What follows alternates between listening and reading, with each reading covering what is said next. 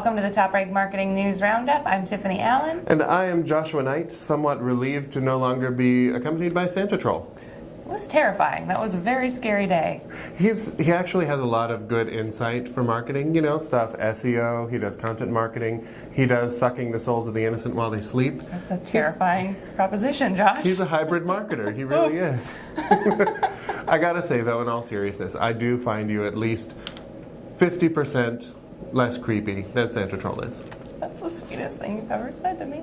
It is. It's the percentage, right? The number actually brings it home and makes you able to visualize it in a very concrete way. Mm-hmm. Actually, I love numbers and I love these giant studies, by the way. So we have a couple of them this week that I'm very excited to talk about. First off, Searchmetrics did a study of Google ranking factors. They wanted to get inside the brains of the algorithm, kind of crack it wide open. So they did looked at 10,000 keywords, and they had some pretty interesting findings, I think, for SEO types and for everybody, because everything's SEO and nothing is SEO now. Fair enough. Yeah. Sort of like mobile. Right.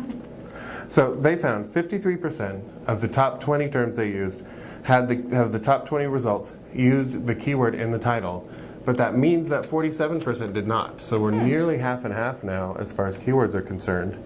They saw that page 1 results have a 46% bounce rate.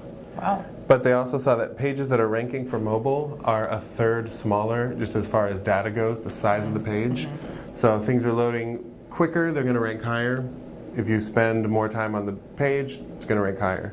So overall, we were seeing that all these relevance signifiers are more of a ranking factor than keywords, and keywords are actually declining as a ranking factor. Interesting. Yeah, so we found the main signal they found is the click-through rate is the most important ranking factor that they found. The influence of social is also up, but the influence of backlinks is going down as well. So it's still pretty high, but on the way down. So we see, I think it just means search engines are getting smarter than keywords now. Yeah. We're not saying keywords are over, but if you're creating content that has value, it's going to have those keywords naturally. Mm-hmm. Stuffing them in isn't going to help. No, certainly not. Highlights the importance of having a good, search title, meta description, things like that that are going to show your audience while they're looking through those results. This is something that I want to read. That improves your click-through rate. That improves your search results. It's kind of Yep. Keep that bounce rate down activity. With good content and make good content that people like to read. Absolutely. Make content great again. Can we say that now? No. No? Okay. Yes. Well, everyone's upset now. Great news for B2B marketers coming from LinkedIn with a client full disclosure. A new infographic that was just released shows that 92% of B2B marketers leverage LinkedIn over all other platforms for their social lead gen. And 80% of marketers' leads that come through social come from LinkedIn for B2B, which is really incredible. So using that platform typically is a lot more cost effective for B2B marketers versus AdWords. Actually, the conversion rates from B2B from LinkedIn rather than AdWords are about 3 times higher. Wow. So we're seeing higher conversions, lower cost per conversion, more relevant audience. They just opened up, as we talked about a couple weeks ago, the sponsored in-mail, which is really interesting too in terms of being able to directly hit someone's inbox. Right. So we're seeing a big upswing in folks using B2B LinkedIn, and we will hopefully see that translate over into more leads, more targeting, and a better just overall grasp of how that platform can really work for you. They have been developing that platform quite a bit this year, Yes. and I've been impressed with the stuff that they're rolling out. So we'll see what they do in the next year. I know grabbing some more of that B2C is always on their mind, and more of the H to H, more of the little R&R, little R&D, little R&B. I'm sorry, I went fishing and I came up with nothing. What can I say? Acronym meltdown. Well, the VIPs over at CopyPress did a survey that I think we should discuss ASAP on the QT. Go on. It was a survey of 300 agencies and freelancers and folks who work in marketing departments. So a little bit smaller than your giant Content Marketing Institute survey, but they went a little more specific into some topics that I thought were kind of interesting. So for agencies, they were talking about how they create content and how they measure success. And they found 82% of agencies create 1 to 10 pieces of content a month, but only 10% create more than 50. Wow. So there's a very small, portion of people doing a whole lot of content. 92% are doing blog posts, which makes sense. What I found interesting, though, is we keep talking about how video and rich media visuals are the future of content marketing. Only 30% of the people they surveyed are doing infographics, period, and 45% are doing video. So we still have less than half of everyone doing what we've kind of agreed is the industry way forward. So I thought that was interesting.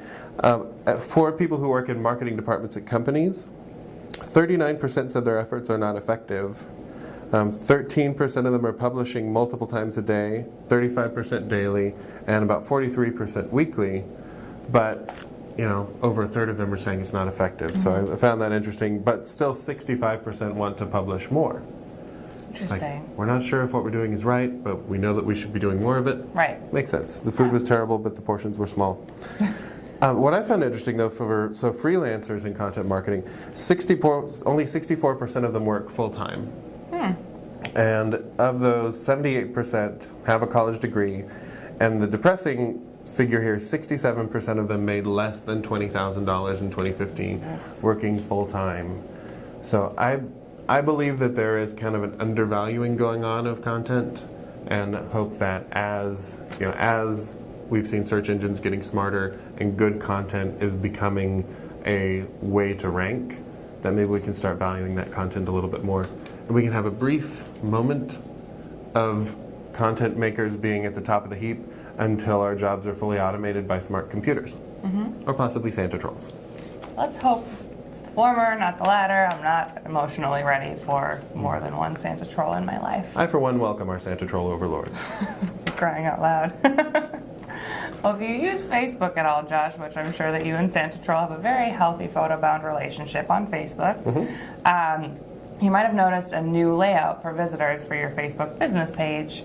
There's a couple different things that are happening right now. So there are, of course, the shop and services area under the post box, which is still the same, but then it's followed by videos and photos, and then popular content, and then recent content, which is a change from before when you're able to kind of pin posts to the top. You had more popular stuff toward the top, and this is because of the tabs. If you look at your Facebook page in the left sidebar, the order of those tabs is dictating the order of the content on your page.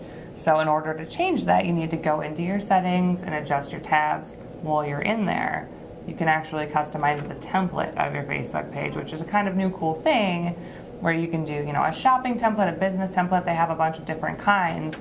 So if you're an e-com business on Facebook and you want to increase your conversions, try the shopping template, etc. So Facebook is making more leaps into that business marketing oriented space where we've seen that kind of trending down the line before. So it's going to be exciting to see how that affects conversions and, e-commerce, things like that. Because on the one hand, this is definitely Facebook trying to shape behavior. It's this is the way that we want you to use the platform. And oddly enough, all of the things that you do on there, you can boost with a little bit of money to Facebook. Sure can. But on the other hand, that also means that they're providing more customization options, which is fantastic. Yes. Because it used to be that the only thing differentiating your page was the picture you put up at the top. Right. Now you can actually kind of direct what you would like people to see and what you'd like them to do. So get on you, Facebook. Good work. You will be spared at the Santa Troll Uprising. Well, that's all the news that we have for you this week. We'll be back, I think, next week with more online marketing news before the holiday. But if you need something in the meantime, you're just really stoked about news, you can follow the TopRank blog, toprankblog.com, or TopRank on Twitter at TopRank. You can find me on Twitter at Nite Writes, that's Nite Writes. Or me at Tiffani_Allen. Otherwise, we'll be back next week with more really exciting visual news. Thanks for tuning in. Bye-bye.